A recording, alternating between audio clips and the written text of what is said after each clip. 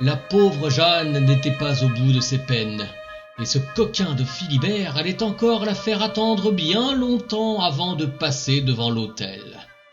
En ce temps-là, il était malvenu de concevoir un enfant en dehors des liens sacrés du mariage. C'était un péché. Et même si le père André avait tenté d'élever Philibert dans la foi catholique, celui-ci n'en avait cure. Évidemment, cette histoire ne manqua pas d'alimenter les conversations des commères du village qui se rendirent le lendemain matin au lavoir, des paniers de linge dans les bras. « Ah, sacrebleu, quelle chaleur! Je n'en puis plus. Arrêtons-nous là un moment, décrète Bertille, qui marche en tête de ce cortège d'accortes lavandières. À force d'arpenter en tous sens les chemins creux, les chaumes et les sentiers lorsque, petite, elle menait ses bêtes en estive, Bertille connaissait tous les raccourcis pour aller d'un point à un autre du village et des alentours. Grâce à elle, en partant du presbytère, on mettait moitié moins de temps pour se rendre au lavoir qu'en suivant la route qui partait de l'église et sortait du village en direction de Saintes. Mais s'il était plus court, son itinéraire empruntait des chemins pentus qui fatiguaient peut-être davantage les braves lavandières.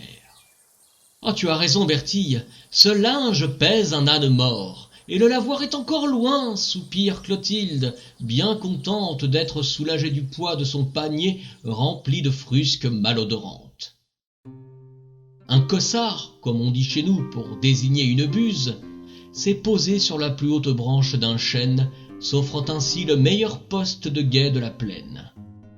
Les femmes ont posé leurs paniers sur l'herbe recouverte d'une fine rosée qui perle sur la menthe sauvage, poussant çà et là le long du petit ruisseau qui serpente le long du chemin. Les gamins qui les accompagnent sont partis jouer du côté du pré Saint-Crépin, où Gilou, le jeune pâtre, surveille ses moutons. Leur mère en profite pour échanger quelques ragots. « Dites voir, mes commères, savez-vous ce qui s'est passé l'autre soir chez Célestin Mafflier ?» interroge Finette, de loin la plus volubile de toutes les femmes présentes.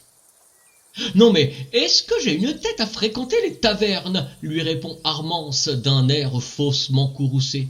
« Ton mari peut-être, mais pas moi. » « Finette, ne nous fais pas languir et raconte-nous ce qui s'est passé chez les Mafflier, s'impatiente la jeune Mathilde. » Eh bien, figurez-vous que Philibert d'Angély et sa bande y auraient passé la nuit entière à vider la cave de Célestin, s'en amuse Finette.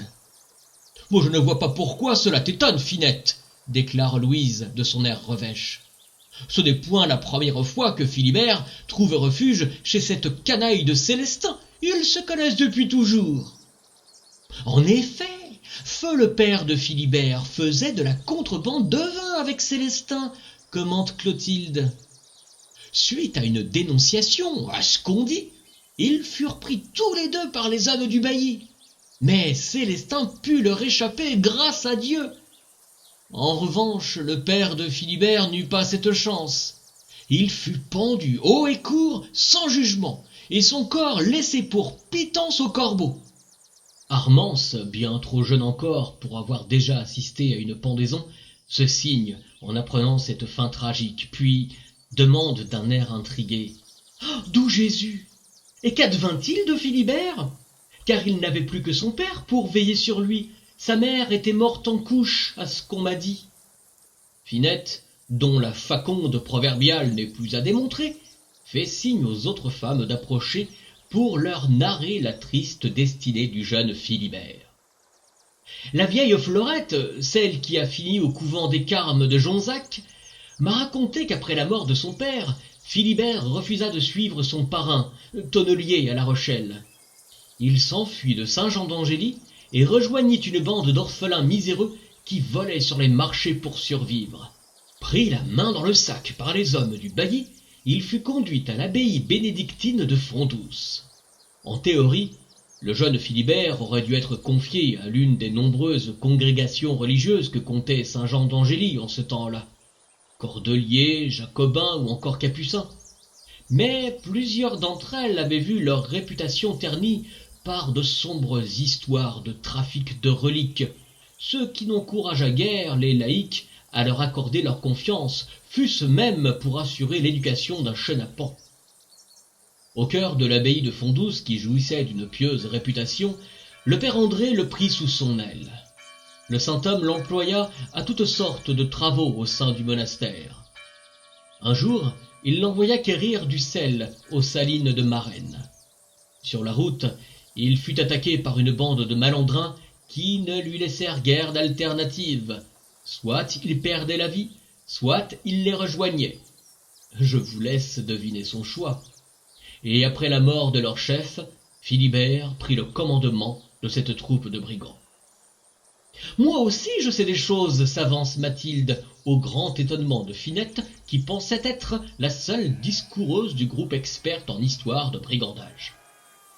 Philibert est bien plus malin qu'on le dit.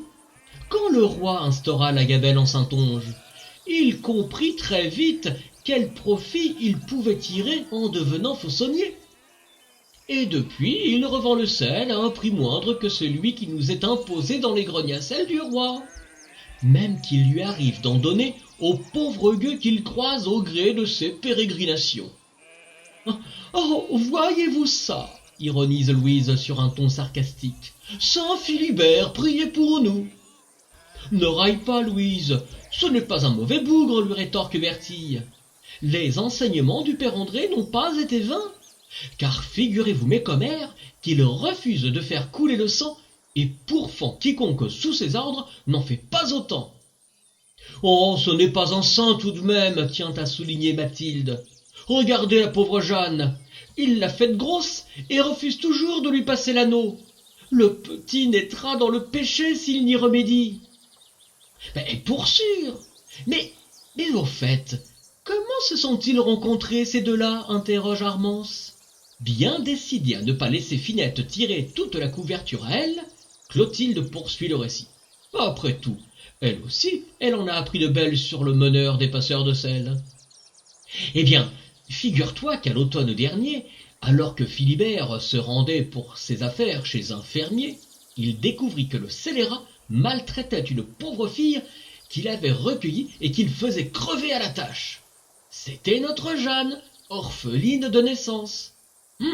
Le sang de Philibert ne fit qu'un tour. Il donna une solide correction au gaillard et enleva la Jeanne pour la confier à Célestin Mafflier, le tavernier.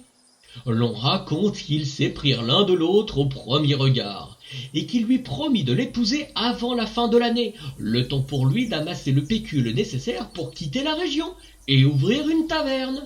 « Oh, que c'est beau !» s'exclame Armance de sa candeur juvénile. « Mais ne sois pas naïve, ma pauvre fille !» tranche Bertille sur un ton cassant. « Philibert reste un malandrin sans scrupules. Regarde comme il l'a enflé et comme il se défile.